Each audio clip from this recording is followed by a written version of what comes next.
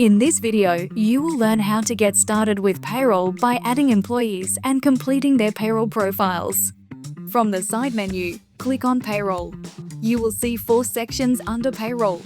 The first step is to add your employees. To manually add an employee, click the Employees option in the side menu and then click Add Employee in the top right. Enter the employee's basic details of first name, last name, email, phone number, and start date. This should be the actual date when the employee joined your business. You can choose to disable employee portal access for now. This can be enabled later if required. Click Save to create the employee record. The next step is to complete the employee's payroll profile. To do this, click on the employee record to open their profile. The employee's payroll profile is divided into sections.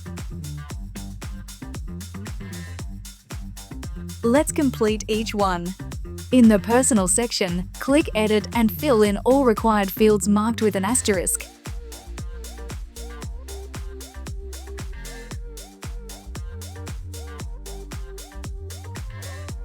Click Update to save.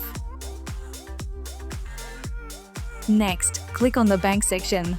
While this step is optional, adding bank details helps in displaying it on the payslip and enables generation of the ABA file. Click Edit. Enter the bank details and click Update to save. Next, click on the Tax section and click Edit. Enter the employee's tax file number, select the category type, and choose the appropriate tax scale.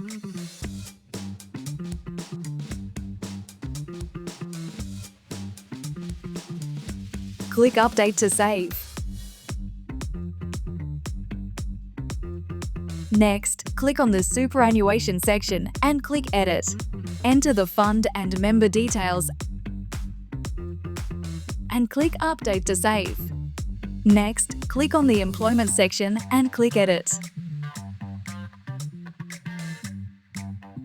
Note the payroll ID is system-generated and cannot be edited. Fill in all required fields marked with an asterisk and click Update to save. Next is Leave settings. If the employee is entitled to leave, enable leave tracking here. Click Edit and click Enable Leave. Select Leave Accrual Method from the drop-down. Depending on the accrual method selected, update pay frequency. Confirm or update the annual leave entitlement and personal leave entitlement hours in accordance with the industry you operate in. Click on Update to save. The Payslips section allows you to view the payslips for this particular employee.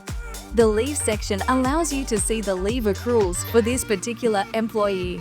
In the Portal Access section, you can enable or disable employee self-service portal access. Useful tips. Fields marked with an asterisk are mandatory and must be completed. For large groups of new hires, consider using Excel import instead of manual entry.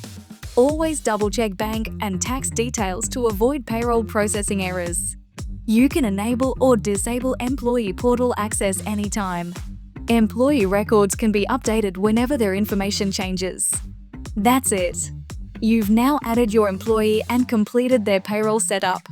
In the next video, we will go through the steps to migrate from your current payroll system to Myaccountant.